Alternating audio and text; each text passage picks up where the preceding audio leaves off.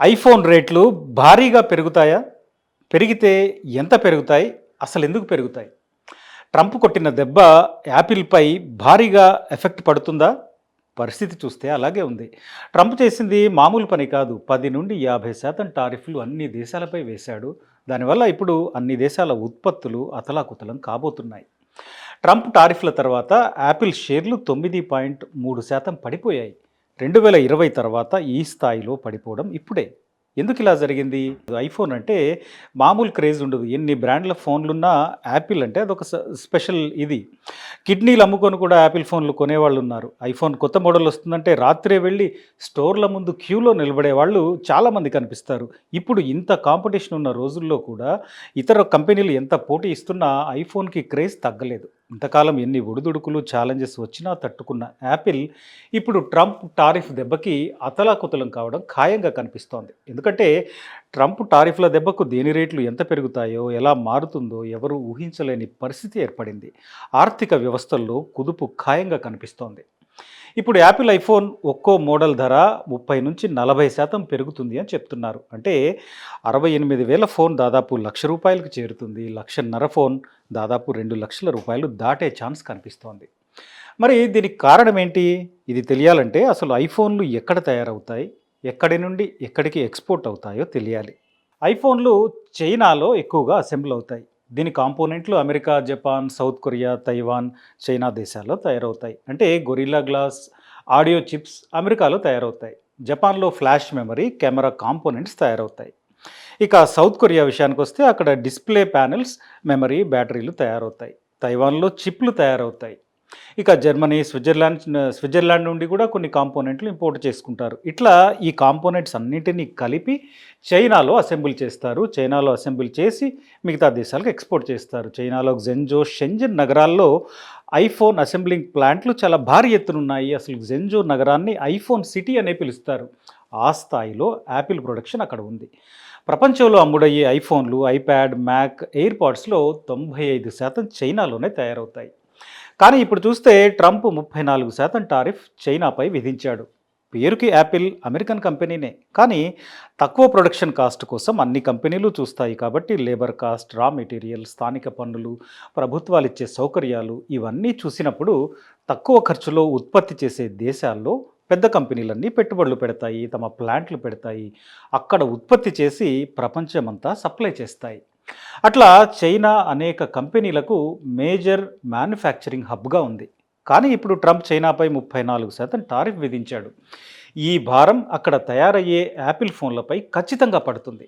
మరి దీన్ని Apple company భరిస్తుందా? లేక వినియోగదారులపై వేస్తుందా? ఇప్పటికైతే తెలియదు. సాధారణంగా ఇది కస్టమర్లపైనే పడుతుంది. ఆ లెక్కన చూస్తే యాపిల్ ఫోన్ల రేట్లు ఆకాశాన్నంటే అవకాశాలు కనిపిస్తున్నాయి. ఇప్పుడు మార్కెట్లో ఉన్న ఐఫోన్ మోడల్స్లో చాలామందికి అందుబాటులో ఉన్న మోడల్ ఐఫోన్ 16. దీని రేటు $766, అంటే మన కరెన్సీలో 68,000 రూపాయలు. ఒకవేళ యాపిల్ సంస్థ ఈ పన్నుల భారాన్ని కస్టమర్లపై వేస్తే ఇది $1,143, అంటే $97,000 చేరుతుంది. ఇక ఐఫోన్ ప్రో మ్యాక్స్ 1 TB మోడల్ని తీసుకుంటే దీని రేటు $2,300, అంటే $2,00,000 దాటిపోతుంది. ఇట్లా ఫిబ్రవరిలో లాంచ్ అయిన ఐఫోన్ 16e కాస్ట్ $599 నుండి $856లకు చేరుతుంది. అంటే 51,000 నుండి $73,000 పెరుగుతుంది. అంటే చైనాలో తయారయ్యే ఫోన్ అమెరికన్ కంపెనీదైనా చైనా నుండి అమెరికా వస్తుంది కాబట్టి అదే టారిఫ్ కట్టాల్సి ఉంటుంది. ఇక ప్రపంచమంతా డాలర్ మారకంగా ఉంది కాబట్టి అమెరికాలో ఎంత ధర ఉంటే దానికి అనుగుణంగానే ఇతర దేశాల్లో ధరలు కూడా డిసైడ్ అవుతాయి. యాపిల్ సంస్థ ఏడాదికి 220 మిలియన్ల ఫోన్లు అమ్ముతుంది. అంటే 22 కోట్ల ఫోన్లు అమ్ముతుంది. ఐఫోన్లకు అతిపెద్ద మార్కెట్ అమెరికా, చైనా, యూరప్ దేశాలు.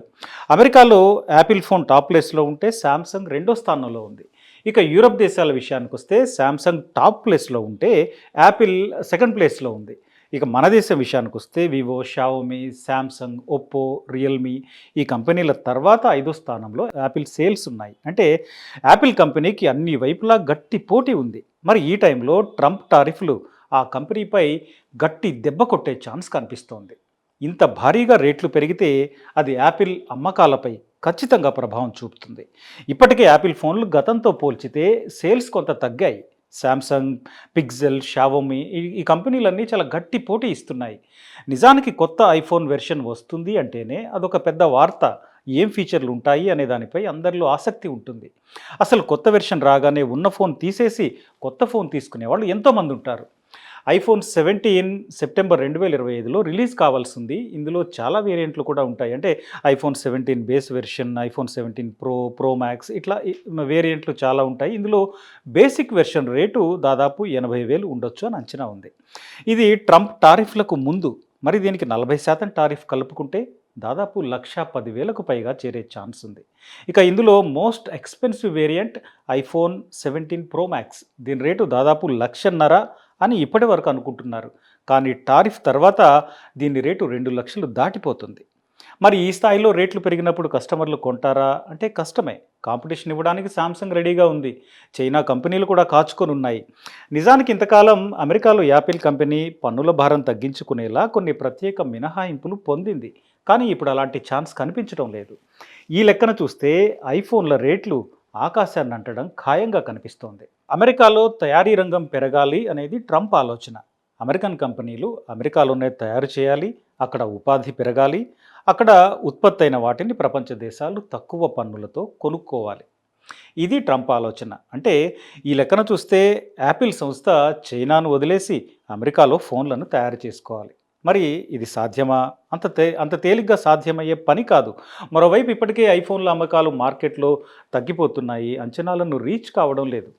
ఇప్పుడు వేసిన పన్నుల కారణంగా రేట్లు కూడా పెరిగితే అది ఐఫోన్ అమ్మకాలపై మరింత ప్రభావం చూపే ఛాన్స్ ఉంది.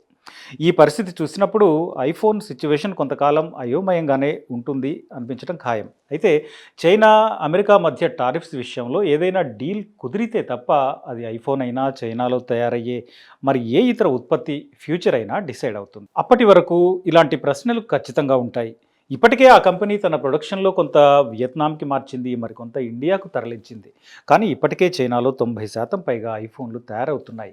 అదే టైంలో వియత్నాంపై 46% రెసిప్రోకల్ ట్యాక్స్ ఉంది కాబట్టి అది ఇండియాలో 27%. కాబట్టి ఇండియాకి ఈ విషయంలో కాస్త ఎడ్జ్ ఉన్నమాట వాస్తవం. ఇదే టైంలో యాపిల్ సీఈఓ టిమ్ కుక్ మొన్న ఫిబ్రవరిలో ఒక ప్రకటన చేశాడు. అదేంటంటే అమెరికాలో $500 బిలియన్ పెట్టుబడి పెడుతున్నాము అని. ట్రంప్ టారిఫ్ల యుద్ధాన్ని గ్రహించి యాపిల్ ముందే ఈ నిర్ణయాన్ని తీసుకొని ఉండొచ్చు, లేకపోయి ఉండొచ్చు. కానీ ఇప్పటికే ఉన్న ఉత్పత్తి ప్లాంట్లు ఇవన్నీ నిమిషాల్లోనో రోజుల్లోనో మార్చేది కాదు. కాబట్టి దీని ఎఫెక్ట్ యాపిల్పై ఖచ్చితంగా ఉంటుంది.